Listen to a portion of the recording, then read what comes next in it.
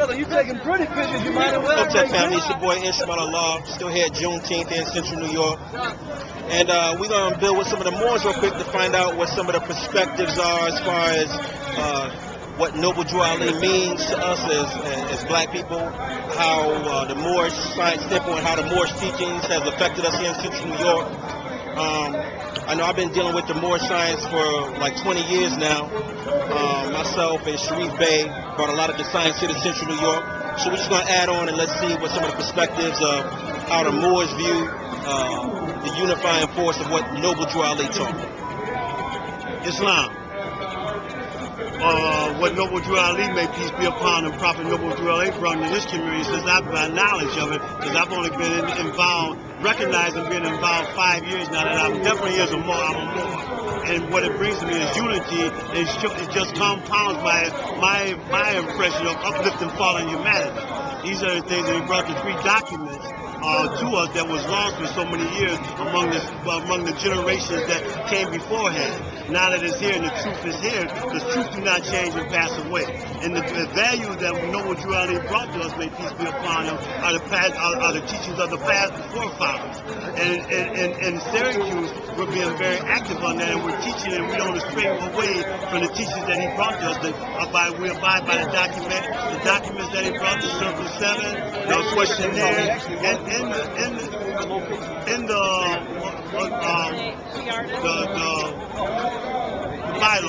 bylaws. So on those avenues, those things, and it behooves us as Moors, regardless of where you're at when you come here, that we uplift everybody and tell them the truth. Because the truth is the thing that's going to set us all free. We have a lot of Negroes around here. We know that they're really Moors, and if they're really Moors, but because they've been brainwashed and because their minds have been destroyed and they don't know how to they do not know how to get their minds back. They're still acting in the forms of a slave, like the Europeans had set them in motion of, where they stole our legacy in the first place. So with that, I think the Moors here in Syracuse, under my Sheikh Noble Jenny Bey, we're practicing the right way, and we're doing the teaching of the Prophet, may peace be upon him. I definitely concur with that, family. Now, what happens is in the YouTube community, sometimes you get people that are divisive. They think that Moors are anti-black, or that Moors are anti-this or anti-that. Can you please put out, for clarity purposes, exactly what a Moor believes as far as the unification of the black nation? Although there are definitions of what black and what white means, can you just explain what the unifying force of what being black means as well? It's not a divisive force, it's an inclusive force. Well, according to Moors, when you look up the word black, black is the scientific word on scientific heaven, means death, means it's non-existent. Yes, so when one calls himself black, all we're doing is bringing the truth to you and letting you and want you to do your own research on the English language, because the English language is a language that's made up by Europeans, because that is not our original language. Right. And Moors, we as Moors say, go back to the original of everything that you come in contact with. Right. Go to the original and do your own research. Don't take other people's opinions, whether they claim to be Moors or practice that. To go to the libraries and go to the books and do your own research as an individual, right. And you'll find these things to be true for yourself. Just take the word Negro, for instance. Right. And there's no such human being in the history of this country that's called themselves a Negro, because a Negro is not part of the United Nations. There's no Negro land, correct? There's no Negro land, and there's no family of Negroes. Right. So on that, these are true words that we speak of. So do the research. Every individual that's hearing this and seeing my voice and hearing my face, go do your own research, regardless of who gives you that information. Right. Do your own research. Just like we research, you have to do it yourself, and then come to your own conclusion of whether it's truth or not, because truth do not change or pass away. Changes not. It does not. It does not. So, and the same thing with the so-called native Indian. That's another word. You look up native, look up Indian. Never mind native. Look up Indian. Right. Go back to its origin, because we speak Arabic. That's the language that we speak of. Right. So go back and learn that, or find out about that. And maybe this is some of the first times you're ever hearing that. But if it's so, ask questions and then learn for yourself. Right. Now, I always took this as a key. Even when I was bringing in some of the firstborn here in Central New York, this is like about 18 to 20 years ago. You have to speak the people's language. It's divisive if you are saying, now, in truth, I understand what you mean with black meaning deaf.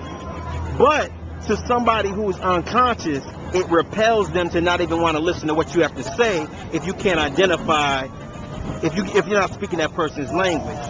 So, from my point of view, I say to say that you are black is your description, but of course it is not your nationality. And of course, you know, to be recognized as a free citizen, your status has to be that of Moor. Your true identity is that of Moor. That is our true identity as a people here. But we have to speak the people's language in order to bring them in order to educate them. There's a big wall being put up by those who represent the prophet when you say white means purity, purity means God. I understand in the essence exactly what it means. But you cannot tell an unconscious person white means God, God is purity. Nobody's trying to hear that. You know and I know. We in the community, we have to understand that black is our description. And once we get them in, then we can educate them to what their true identity is as a Moor. Do you agree with that approach, or I mean, what is your take on that? I agree with some of that philosophy, and because it's the true, and because of me being a Moor and I'm being well taught. I understand what you're saying. And he is a good teacher. He's a good teacher. But I think the thing that when we talk the language of our people, I think the first thing we have to make sure that they understand how we got in this condition in the first place. That's right. And therefore, they have to go to the document that put us in this, which is the Willie Lynch letter. Oh, teach on that. Teach on that Willie Lynch. Yeah, Lynch letter. But if you go from that, your unconsciousness will be open up. Right. Because then you can look around and you can see how you become to hate each other and not appreciate and love one another. That's right. Because the prophet Noble Drew Ali, may peace be upon him, brought love. And if anybody doesn't understand love, then we got a big problem. Right. Even the common person, even regardless of where you at, you understand the word love. Right. And that's what the Moors teach us, love above all things. We teach love. Regardless of who you are or what your condition is, we love you. I keep hearing that tenet of love. I was just dealing with brother Nandi Shakir. He was saying the underlying tenet is love. And that is the constant theme of what's been going on today. And that's exactly what the prophet taught. You absolutely right, family. Yes, sir. Yes, sir. Do you have any final words for the people out here that you wish to share in the YouTube community and the Central New York community about representing the teachings of Noble Drew Ali? I just like to say, you know, for all human race, to uplift all of humanity, we must get back to loving each other. And loving will bring the understanding that we need. And just because you see a person wearing a red fez or wearing something on their head, do not ridicule, because that person, most likely 95% or 100% of the time, that brother's bringing love somewhere or another. And you should just sit down and try to communicate and talk to them. Even if they're not wearing a fez, if you see a brother talking consciousness, because everybody from 12 years old on hear it and know truth when they hear it. So you don't have to speak or criticize them, just listen. And then take notes when you see brothers, or even if you're somewhere and even a sister talking, take notes on what they're talking about and see if there's a common denominator where you can break that bond. Because I even have people in my own family that we're pulling against each other. But the main common thing we have is that love.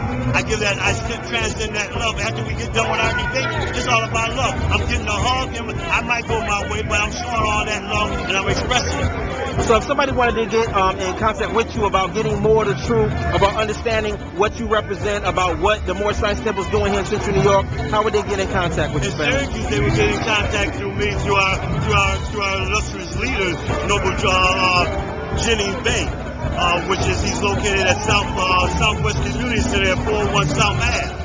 All right. He is the leader, and through protocol, which we also have to understand that we must go through our leader representatives. So that's the best way to get a hold of Moorish science, and to also understand what's going on. And everybody's welcome to our meeting, as long as you don't come with dissension. So again, that's Ishmael Allah. Get back at y'all here in Central New York, Juneteenth Festival. Keeping you on tune with what's going on. I'm going to say peace.